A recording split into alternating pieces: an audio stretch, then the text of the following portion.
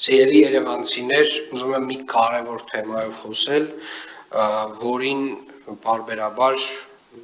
դուք միգուցե առնչվում եք, եւ խոսքը վերաբերում է ավտոտնակների կարգավիճակին։ Մենք պարբերաբար ստանում ենք ավտոտնակների, մետաղյա ավտոտնակների կամ որևէ տեսակի ավտոտնակների տակի հողի օրինականացման հայտեր, ինքնական շինությունների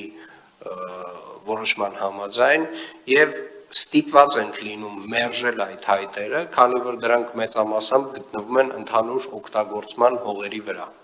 Մեր գլխավոր հատակագծով հիմնականում բոլոր ավտոտնակները վերգետնյա գտնվում են ընդհանուր օգտագործման հողերի վրա։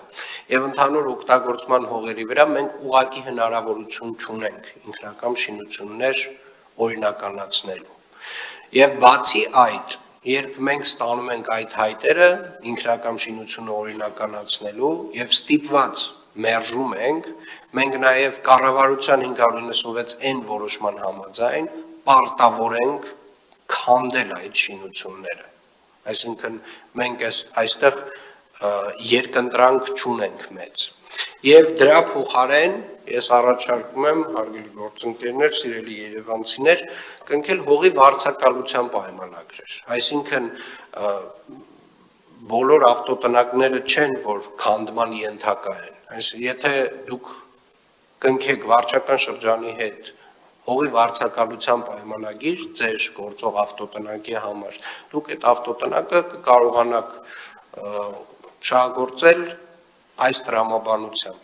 Եվ եթե դուք դիմում եք ինքնական շինությունը օրինականացնելու համար, մենք ստիպված ենք լինում մերժել, քանի որ դրանք մեծամասամբ գտնվում են ընդհանուր օգտագործման հողերի վրա, եւ մենք ստիպված ենք լինում հետագայում քանդել նաեւ այդ ավտոտնակները։ Եվ խոսքը չի գնում միայն այն ավտոտնակների մասին, որոնք որ բակերում են եւ մենք այդտեղ խաղահրապարակ ենք սարքում։ Մենք ուղղակիորեն այլընտրանք չենք ունենում, քանի որ կառավարության որոշումը մեզ որևէ այլընտրանք թույլ չի տալիս։ Եթե համայնքային հողի վրա ինքնական շինությունը չի օրինականացվում, որը որ բացատրեցի, մենք դրա հնարավորությունը չունենք ընդհանուր օգտագործման հողերի դեպքում, մենք ստիպված պետք է քանդենք այդ շինությունը։ Եվ դրա համար խնդրում եմ, հորդորում եմ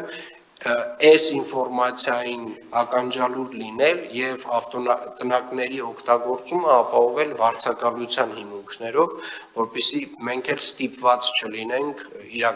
իրականացնել այս քայլերի շղթան, որովհետև մենք էլ հասկանում ենք, որ իրականում մեզ համար բացարձակապես առաջնահերթություն չեն այն ավտոտնակները, որ ոչ միտեղ ոչ մեկին չեն խանգարում,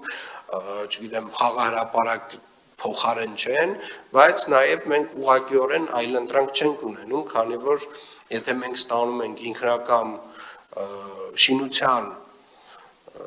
օրինականացման հայտը, մենք ուղղակիորեն ստիպված ենք լինում եւ մերժել եւ ստիպված ենք լինում նաեւ քանդել այդ ավտոտնակները։ Հետևաբար խնդրում եմ դեպի վարձակալություն ուղղորդենք մարդկանց, նաեւ տեղեկացնենք, որ սա է ընդհանուր մեր գործընթացը։ Գլխավոր հատակագիծը 99% դեպքերում էս թույլ չի տալիս օրինականացնել այդ կառույցները եւ կառավարության որոշումն էլ իր հերթին մեզ պարտադրում է հետո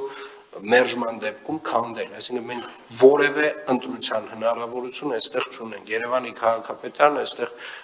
ընտրության հնարավորություն չունի։